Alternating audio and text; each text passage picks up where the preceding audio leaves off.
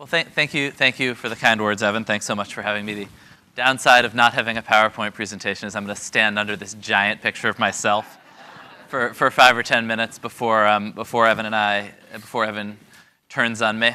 We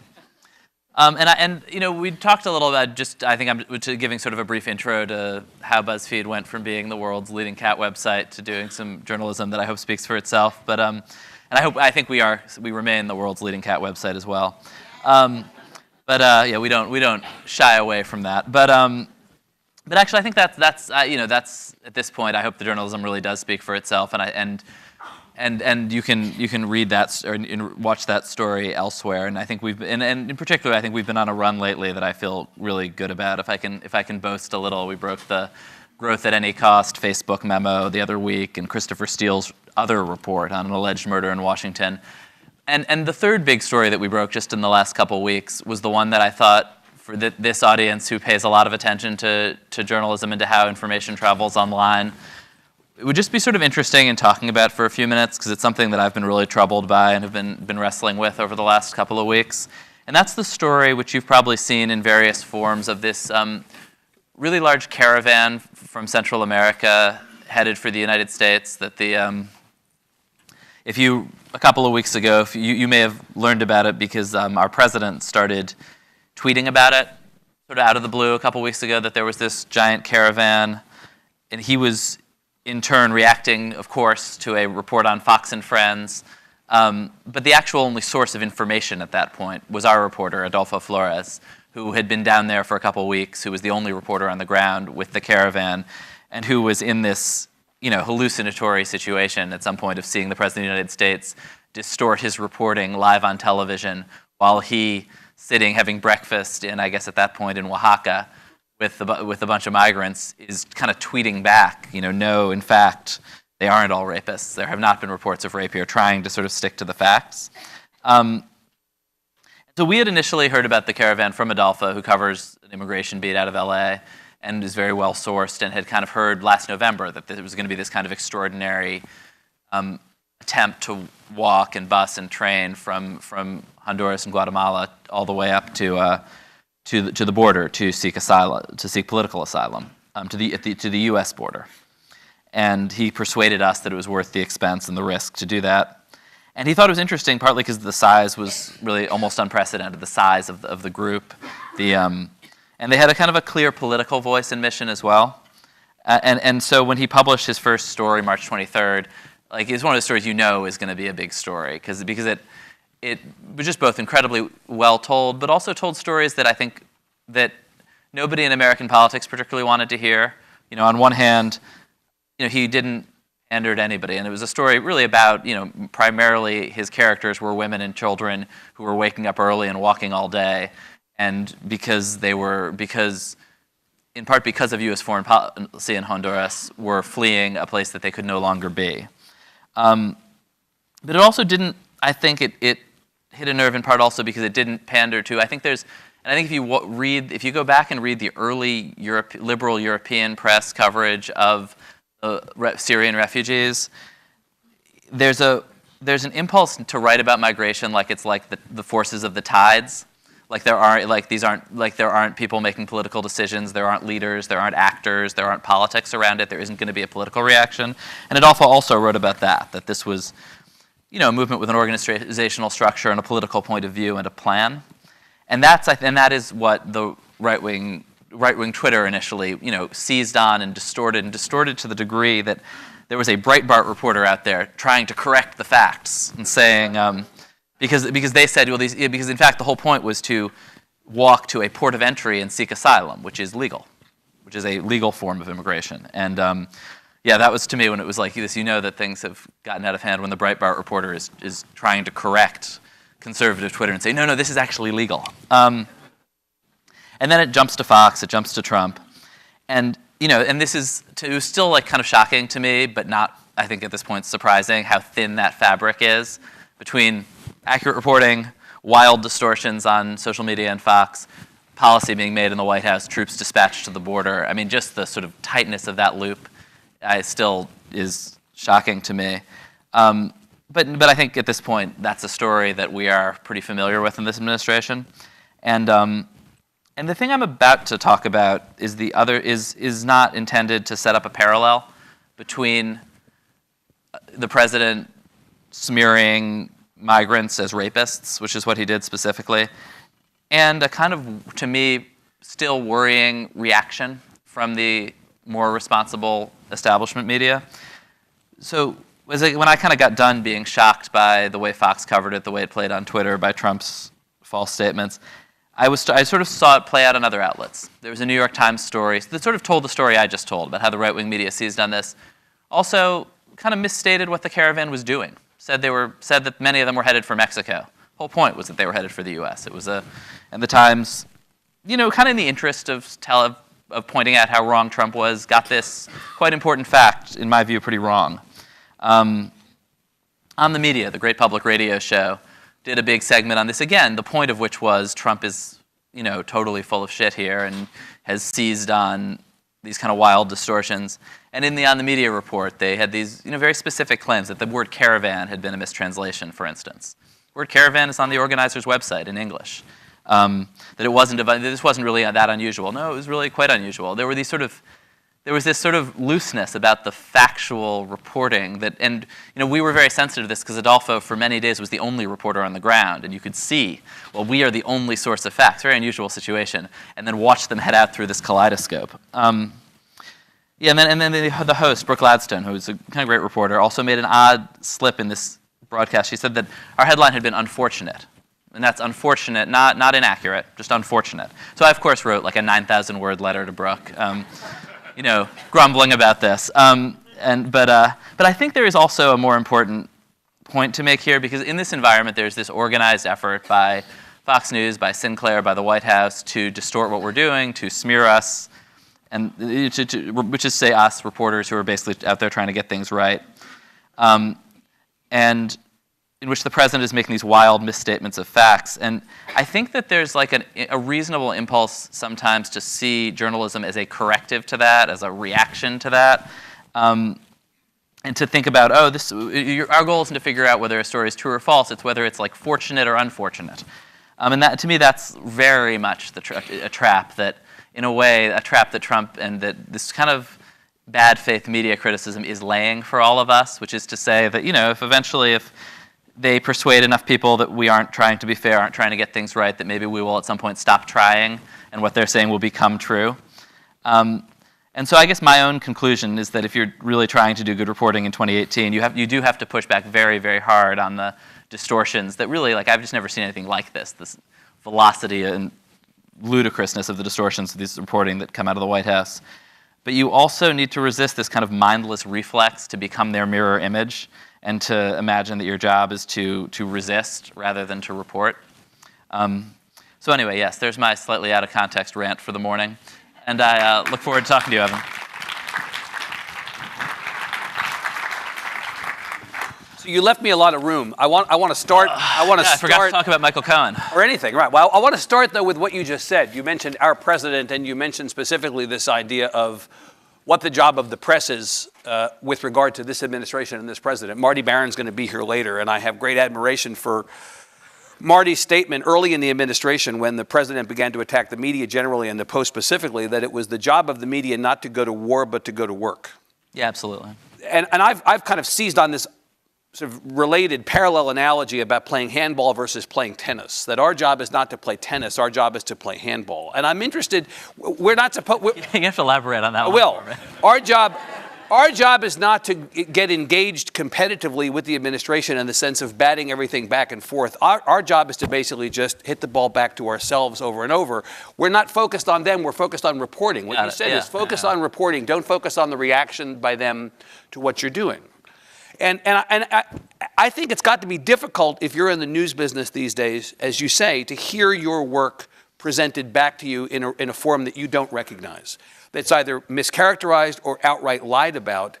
And how do you resist the temptation, we're all human, to push back? Obviously, you've been able to figure out how to do that. Yeah, I do think, right, but it is a crazy experience. I can't think of anything crazier. Adolfo sitting in some breakfast place in Oaxaca eating pancakes, oddly enough.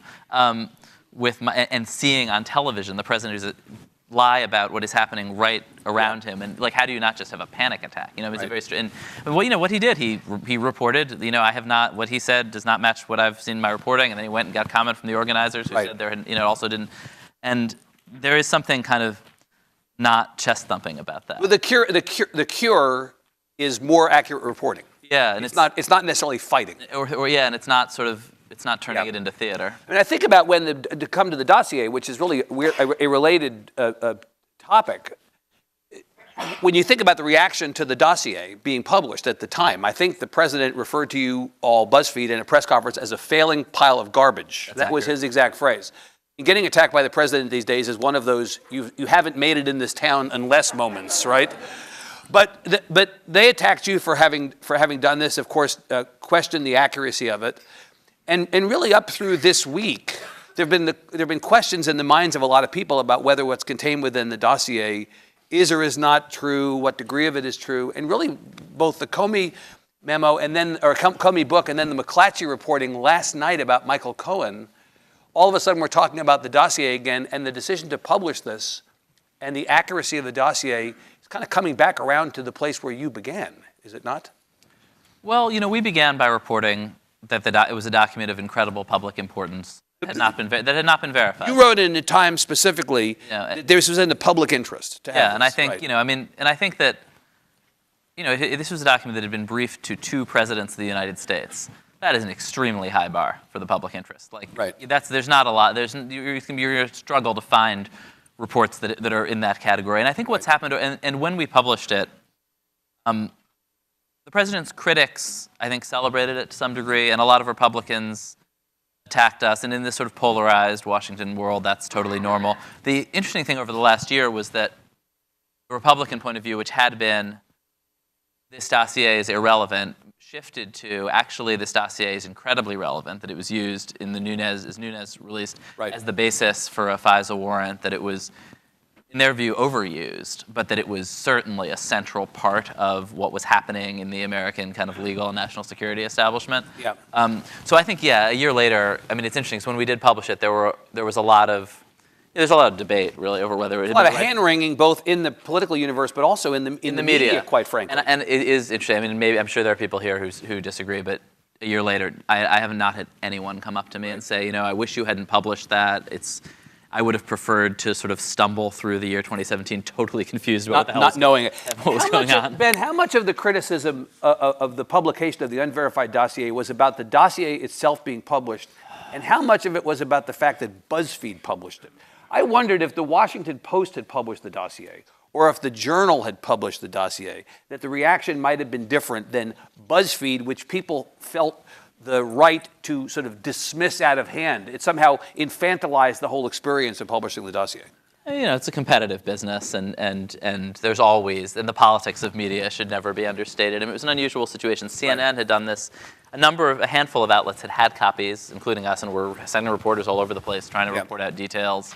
And then CNN had done what to me was a quite odd thing, which was to say, you know, I have in my hand this secret thing that has dark and mysterious allegations. I'm not going to show it to you. President of the United States, but I'm not going to elaborate on. Yeah. And sort of walked it halfway out, which maybe at some point, it's hard for me to think of when that could have been a tenable position. Right. So what happens a year later, just to close the loop on this part of the conversation, what happens a year later is on January 18th of this year, basically a year and a day, or about a year after, let's call it a year after the dossier is published, Michael Cohen sues BuzzFeed. Not just BuzzFeed, but sues you all for defamation over, I want to say among other things, I don't know if it was entirely contained to what was in the dossier, but basically over what he said were these false claims that were defamatory related to the publication of the dossier. And one of the things that comes out in this suit is, particularly what's defamatory, is this claim that he had gone to Prague, right? Yes. And then yesterday we find out, in fact, he went to Prague. You know, that Prague. Oh, right, yeah. Right, my response to that was checkmate, right? There you go. Yeah, I mean, that was a McClatchy report yesterday. We'll have to see if it was the McClatchy. Right, but the fact that, I mean, we talked before this, McClatchy publishing the story, they're publishing it with pretty high confidence that this is right. Yes. Right. Yes. I mean, so again. Yeah, hell of a thing. Hell of a thing. You've been running the news side of BuzzFeed, the editorial side of BuzzFeed now for a little bit more than 6 years. Yeah. Which is a lifetime or more than one lifetime in the business that we're in right now. Yes. It was a vastly different world when you went. Why did you go, and what have you learned? How long you got? So on the second question, so really why I went, to sort of compress it, is that as I was political, I'd been a blogger when blogs were the center of the universe, and when it felt very sort of where political news was breaking and where political conversations were happening, maybe 2004 to 2008, were these blogs. The way to get traction would be that I would attack Nate Silver, and then I'd email him and say, hey, I just attacked you, but I gave you this big link. When you rebut me, would you mind linking above the part you quote? And there was a real energy in that space. And then in 2009, 2010, you could just feel all the life get sucked out of that and move over to Twitter, and all your sources and all your colleagues and all the subject of your coverage and all the insane people who screamed at you were all over there now. And the fun thing as a journalist was to break news and see people share it and see people react to it on social media. And so when Jonah Peretti approached me with the, and meanwhile having the blog was like feeding the beast. Like, we need a story for page B7, was like that kind of feeling. And so when Jonah Peretti approached me with what was then, as now, this incredible kind of like web culture kaleidoscope with lists and quizzes, or not quizzes yet, quizzes came later, but lists and animals and all sorts of stuff, I had no idea what he was talking about. Why would he want to bolt a news organization out of this thing? But the core insight that he had and that he persuaded me of, way before anybody else, was that the way information was going to travel online was people were going to share it. And the goal of a media company was not solely to build a destination that people would arrive at, but also but really primarily to make media that people would share. And they were thinking about Facebook and at the time StumbleUpon and a different set of Twitter, social media platforms where people shared heartwarming, entertaining content. I was thinking entirely about Twitter, and I'm a reporter. I was not thinking in an abstract media philosophy but Ben, that's the point. You were a serious journalist. People knew you at Politico and before that as a serious journalist. And the idea of you grafting your serious journalist guy persona onto BuzzFeed was for a lot of people kind of like a... And what we had in common was the idea of an audience who didn't go to www.yourwebsite.com, but who went to Facebook or Twitter or somewhere. So that's the concept of social news. Yeah, exactly. The concept is now totally banal, that hey, these social platforms may be onto something. They're going to get pretty big. When you start something, you think, I'm going to just say this in my own instance, and I think there's probably some universality to this, that when you start something, you think you know everything, and then 5 minutes later, you realize that you know nothing. And at the beginning of this, you probably had an idea of what this would be, and then very quickly realized, actually, it's probably something else. So what was the biggest assumption you made at the beginning going in that turned out not to be true? Gosh, I don't know. I think I'm pretty simple. I assumed that scoops that breaking news has a lot of currency, and it has continued to. Yeah. I did. That's borne out. Yeah, I guess one assumption that I was wrong about is I always liked the sort of quality of, well, everything is mashed up together. You've got news, you've got entertainment. If you don't like it, sorry, screw you. That's the future. Right. And kind of took a certain perverse satisfaction. So this is the goulash theory of journalism, everything in one pot. And took a sort of perverse satisfaction in having people who just hated the whole idea of BuzzFeed have to come there because we broke news. Because you broke news. Right. I think that I was wrong about that, actually, and that and my colleague Shani Hilton eventually persuaded me that, that the audience wanted signals about what was what, that we should be branding news much, much more clearly, that we should, that a kind of polish and copy editing. I had initially said my initial line. It really held out for a while on the point of view that Twitter's your copy editor. It's great if you have a typo. Somebody tweets at you, "Hey moron, you have a typo," and you fix it. And you fix it. And it's free. Free copy editing. Yeah, it's amazing. But it's also free fact checking, by the way. Yes, I know, and I've always been grateful for that. And so I held out for a while on that point, but but that there's a kind of authority and competence that you want to assert with news that requires a certain level of polish and professionalism, and so that I'd come from I had a lot of news reporters come out of a more kind of guerrilla approach to the world, and so I think that also the success of long narrative journalism, big investigations in that environment partly that do need a level of rigor and polish, but also in this increasingly crowded environment where there's not that many stories each day are going to punch through, that it often is the biggest one. Well, that's the counterintuitive aspect of this. Yeah. How many years were all of us told you can't do long form on the web, right? It turns out that's the only thing you can do. It turns out you can do it, and it turns out that it can be that much more impactful. And in the same way that there are only a handful of magazines that commit to Yes. that, and they say, look, if we give it to people and we invest in them and we trust their intelligence and their bandwidth, they're going to stay with us. Same online. Yeah. Right? I wonder if the algorithmic Armageddon that we're seeing now on the social platforms is problematic for a news organization predicated, as you say, on the idea of social news. So, Facebook has screwed with all of us in the sense that the algorithm changes and changes and changes, and they've got their own dumpster fires to put out as well. And all of us who rely on our audience being built partly on the backs of other organizations are realizing that our fates are tied to those other organizations. Yeah. How problematic has that been for you? It's obviously been this roller coaster for the industry. Right. I think we've always been probably the news organization most aligned with the platforms. The one and I think it's partly because we never saw it as a technical challenge. We didn't see it as like, how can we game them? How can we write headlines that are, that are following a set of best practices most heavily torqued toward getting people to click? Yeah. But, I think our goal has always been to try to align with their audiences on the theory that people running these companies are smart. They are trying to serve their audiences well. You still think that? Yes. That the people who run these companies are smart? I do think the people who run I think, obviously they've made mistakes and they're having a tough time, but also they've succeeded because they're serving their audience as well. Yep. And so our goal has always been to kind of align with what their audiences want rather than what the platforms want or the algorithm wants today. Yep. And I think that's kept us from the sort of spikiness of, we figured out this new kind of head. Like we never did I don't know if people remember the Curiosity Gap headline. You won't believe what happens next. Oh, we remember. Which was like a particular form of like obvious spam that was gaming Facebook's algorithms. It's like there was a joke that we were in on, right? Yeah. Right, yeah, but we never did that because our view was like, obviously this is terrible, and Facebook at some point is going to kill it. So let's not expose ourselves to that. Right. Because it wasn't serving their audience, and so we now do a lot of different things, which I think has kind of leveled out the spikiness. We also have seen a lot of success on platforms other than Facebook. Twitter has been really. I was going to ask you to kind of rank in some back of the envelope hierarchy. If you look at the platforms that have been integral to the success of BuzzFeed, so to give me your put your top three together. I mean, I can't rank them. I think that Facebook has a kind of scale that and broad reach that is totally unique. And we've enjoyed, a lot of news organizations felt burnt by this. We've enjoyed experimenting with like live video. We build a lot of muscles on their live video platform. Yep. YouTube has been a huge platform for us. It's just you can do a lot. There's a lot of good journalism, a lot of good entertainment going on there. Yep. And then, Twitter is like, I love Twitter. Twitter's the beating heart of news. It's obviously smaller. Is Twitter for us or is Twitter for them?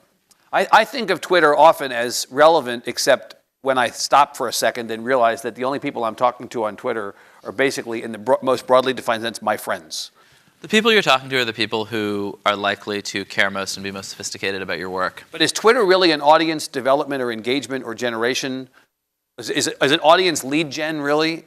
Or is Twitter more for us? Are we like viral marketers? I don't know. Well, I don't know. I mean, I'm talking to the editor-in-chief of BuzzFeed. Yeah, no. Oh, yes, we're viral marketers. Yes, Twitter, yeah. Twitter's, we see Twitter as a way to reach people. Like, we have a morning show on Twitter. Right. AM to DM, airs at, I guess, probably 9 a.m. here, which is a slightly more normal morning time, that you should watch. And that is, we get, at times, 1 million people tune in the morning. That's a lot of people. There's a lot of people on Twitter. I mean, you get used to the scale of Facebook, and it is not at the scale of Facebook, but it's also an audience that is more likely to be interested in news, which is broadly always a minority of people. Right. And there's a sophisticated inside conversation that your audience is in on. They're in on the joke, and that allows you to have a more sophisticated conversation in a certain way. And it's really satisfying. And the size of an audience that would be in on the joke, as you say, is large enough to justify the effort that you're putting into it, clearly. I mean, we've built a really good business there. Our advertisers think so. Well, let's talk about that. So I've got you here at Not Jonah. But I also understand that in the contemporary universe, the editor-in-chief of any news organization has got to be sophisticated about the business. There might have been a time, once upon a time, when you only focused on the content. But now you've got to be a business person as well as an editorial person. So I want to ask you about the business of the business. How have the economics of BuzzFeed over the years you've been there morphed? And what can you tell us about the economics of it now relative to the times we're in? There's a sense out there that there may be a divot in the digital media economics universe now. Oh yeah, I mean, our logo, if you've seen, is that arrow, that kind of viral arrow, and you'll note that it's not a straight line. Is that how we're supposed to interpret the economic fortunes of BuzzFeed if the arrow changes? I mean, I think any growth, any startup is not totally linear. I mean, we've changed and matured a ton as a business. And I initially really had nothing to do with the business because we were in one business, which was selling branded content. And to, like Jonah's great credit, I was never, the news organization never touched the branded content. Actually, it's now that division now run by a very brilliant ad creative here in Austin named Summer Ann Burton. If any of you are, get sick of journalism, But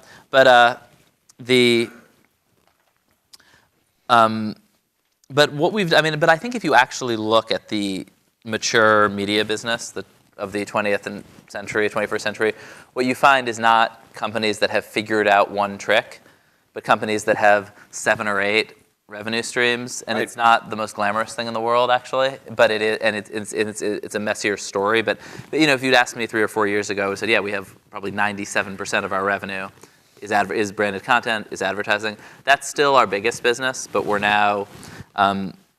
We now have programmatic advertising. We do straightforward production deals. Yep. We do a lot of commerce. There's like kind of a long list of businesses that we're focused on operating pretty well and that are maturing. This form, the kind of television advertising that we're doing in AM to DM is pretty interesting. What percentage of this may be an impossible question for you to answer, but what percentage of the money that comes in the door because of the hard journalism that you do at BuzzFeed?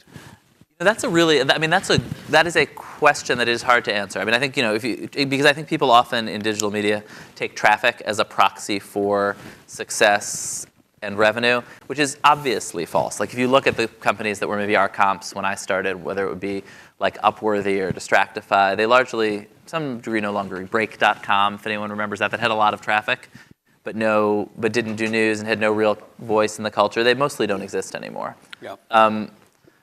And if you look at great media companies from the 20th century, they mostly all had great news divisions. I both think. I think. But the great media companies of the 20th century that had great news divisions, the great news divisions were not the money maker; they were the money loser. I think that has sort of become a cliche for some reason. You don't think it's right? I don't think that's true. No, I mean I don't think it's like a weird coincidence that CBS, ABC, and NBC, these great, incredibly lucrative media companies, just like weirdly happen to have news divisions that they subsidize. So I guess I think 2 things. I think news is a better business than people realize. Like I think the Post is showing this right now. Yeah. But I think if you really focus on it, there's a huge appetite in America right now for this extremely valuable and hard to produce thing. Right now. There aren't that many people doing well, and that we've found across our businesses, there's a huge appetite for news. And also, and this is a little harder to put your finger on, but my boss at some point said, knew that news is the soul of a media company.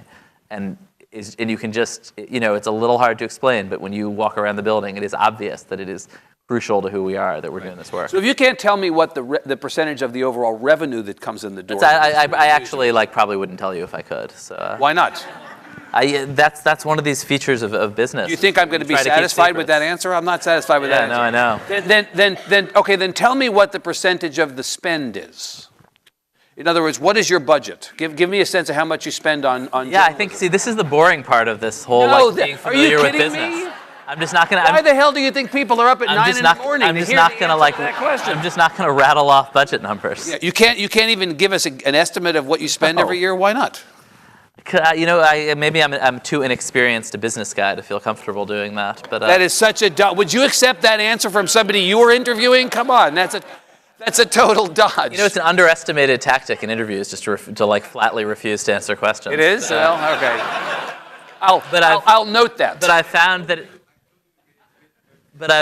that it's effective. Right. Yeah. Well, the interview is not over yet, so we'll see. So before we go to audience questions, because already we're out of time, what is going to happen next? What's the next upturning of the apple cart that you all are going to do. I mean, I think that's interesting because in some ways you guys came into existence to upturn the apple cart, and you've become the apple cart, haven't you? Yeah, it's a weird world. It right? is. Yeah. How do you upturn the apple cart again? What's the next thing?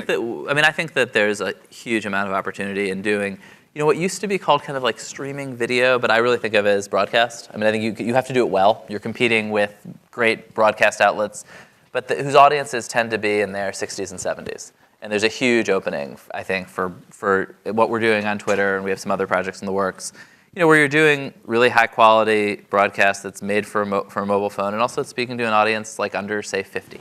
Yeah. I mean, like the people, it's easy to underestimate. It's crazy to look at the demographics of the big broadcasters and think about where the opportunities are to speak in a language and about topics that interest people who are, and I love people like use the word millennial to mean like young child, basically. But we're talking like Congress people and lawyers and doctors. Exactly. So the generational theory of audience is one that you generally embrace, which is, over time, this will all be taken care of. I don't know. No, I don't. I just think there's a big opportunity to do, but the expectation of any kind of of broadcast content online is not being set by somebody live streaming on Periscope unless they happen to be at a news event. It's being set by Game of Thrones, and so there's an expectation that it's that it's high quality, that it's well produced, that it's not wasting your time. Yeah. And then I think if you have a great news organization, if you're breaking stories, you have incredible journalists, there's a real opportunity to do that. So one last thing. So the idea that somehow, we talk about streaming video, but it's really just broadcasting. In some ways, you're reverse engineering and going back to the future. Should there be a BuzzFeed channel, like television network? Are you going to begin to appropriate the tools probably not on linear of old media to bring this stuff forward? I mean, probably not on linear television, right? Like I think there had been this idea over the last several years that like take your new media internet brand, and I'm not going to say never because this world keeps changing, and I think there were people like me were making predictions about like the collapse of TV that turned out to be totally wrong. Like the thought that the broadcast business would go the way of the newspaper business and really start to see the floor fall out a couple years ago. That didn't happen. But there's also been this impulse of like, oh, could we take like the name of a digital brand and kind of like sprinkle it on a linear television station, and then like the millennials will flock back to cable and find channel 721 and tune into it. And no, that is not. I find that hard to believe. It's less about brand than about consumption habits, right? Yeah. So that means you want to be where people are. Right. All right. So we have like 10 minutes. We'll do questions from the left and the right microphones, and we'll go back, forth. Start here, ma'am. Hi. I'm Rosa Jimenez from El País, from Spain. And for a long time, newspapers have been struggling in Spain to get more readers and to get more sales. So one of those marketing strategies, it was selling people pans with a newspaper, like giving away the pan and making them by the newspaper. As I'm kind of a disaster on kitchen and many other fields, I bought your one-top stove, $200. I like this experience, but to me it was strange that you were selling kind of a hardware with an app and IoT things and a different kind of experience. So can you tell us how that impacts journalism and what's your approach to selling stoves for $200? Sure. Yeah, and there's a table set up outside where I'm selling stoves after this after this event. No, we're a media company. We do a lot of things. Tasty, which is this food brand that actually was created by one of our food journal, a great food writer, Emily Fleischaker, this format, but then quickly developed by our video team in LA into this really massive online brand called Tasty. Has hundreds of millions of people a month kind of engaging it. And lots of offshoots, right, too? Yeah, and lots of offshoots, but is run, I think, if you think about, a big television network, they may have a food channel and also a news channel, and the food, it's that separate. I mean, I think we're a media company that does, I think people are often surprised to learn. I think it's understandable, the world changes so fast, and people think, oh, BuzzFeed's this website. And in fact, in some sense, there are elements that are more like a traditional media company that does some very different things in different lanes. And I would love to find some way to either claim credit for or replicate the success of our food people in selling stoves, but I have not really figured out the news equivalent of that. Sir. Christian McDonald, I'm a data editor here at The Statesman and a professor here at UT.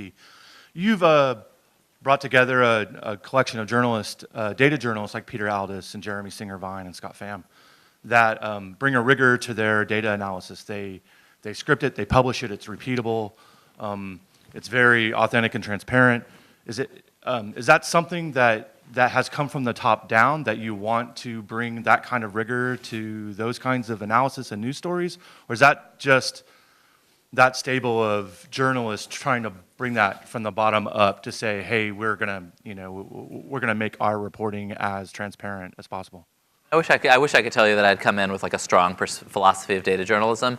No, I think they kind of persuaded me that that's a really important value, and is in some sense the parallel in data journalism of what we try to do in general, which is to report in public to the degree we can. I think right in this particular moment, when there's this huge crisis around trust, there's sort of two ways that you can go about trying to get people to trust you. One is to up the theater, to sort of mystify it and make yourself seem like you have special knowledge and special motion graphics, and if you're cable news, and that there's a kind of like, to sort of try to reassert this sense that journalists are a high priesthood with special access to privileged information.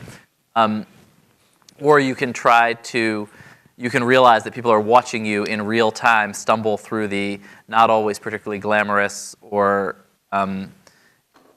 impressive process of reporting, but that you're doing it in public, that they can see you doing it, that they can replicate it. Right. And data is this very pure version of that, where you can really replicate it. Isn't this really stay with that for a second. So this is the sort of fourth grade math class, show your work theory of journalism, right? That they don't want to just see the answer, they want to see how you got to the answer. And sometimes the journalism you produce is, we didn't get to the answer, but here was the road we traveled to try to get to the answer. Yeah, Julia Yaffe had this great line that, that there's the tradition of, the priest like behind the golden iconstasis, Yeah. and then there's the Protestant tradition where everybody gets. In that respect, the David Fahrenthold Big Chief tablet from Twitter is kind of the emblem of this. Totally. Is like the emblem of this theory of show your work that has motivated all of us to understand that getting people to trust us in part requires us to show them process. And there are times like as when David did it, that can really be dramatic and fun and compelling to see the process. There are also times when it's a boring mess to see the process. And in fact, it's not like the GitHub posts of our data journalism are not massive traffic drivers, but I think it's an important principle. But they're there if anybody wants to see them. Ma'am. Katie Camp, Cox Media Group, Orlando. You kind of danced around this with getting into broadcast, but my question is, in terms of millennials and broadcast, Scripps is doing that with Newsy and putting it back on basic cable, or putting it on basic cable. John Steinberg's peddling cheddar around to every major broadcast company right now. So for BuzzFeed, what are you guys doing about OTT or getting on YouTube Live or something like that? Yeah, I think we're doing quite a bit of it, and I think as somebody who came out of newspapers, I think there's always a little bit of like a mutual dismissiveness between print reporters and TV reporters, and I think sometimes like kind of a blitheness about what it takes to produce a good television broadcast. Oh yeah, we can just point a camera at a reporter, he'll be fine, and like obviously no, and so we've been doing more and more OTT stuff. Yeah, we're producing an hour of live TV every weekday morning.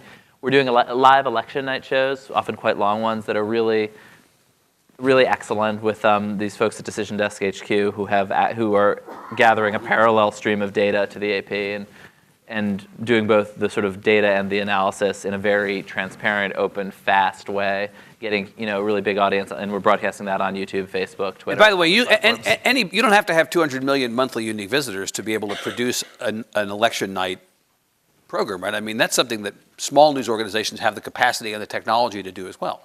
Yeah, that's right. Although I guess we've definitely found that like you need to be able to have really high quality data coming fast, streaming onto the screen, which isn't totally trivial. Like I think that I would say I at least underestimated the production challenges, and we brought in this great woman named Cindy Venegas who had been at Fox and at CNN and HuffPost, and really like changed our approach to production recently. So production values actually, at the end of the day, those production values actually matter. Yeah, yes. It's like everything else, incredibly competitive landscape. Right. Rosenthal is giving us the hook, all right, which is unfortunate. Please give Ben Smith a big hand. Thanks very much. Thank you.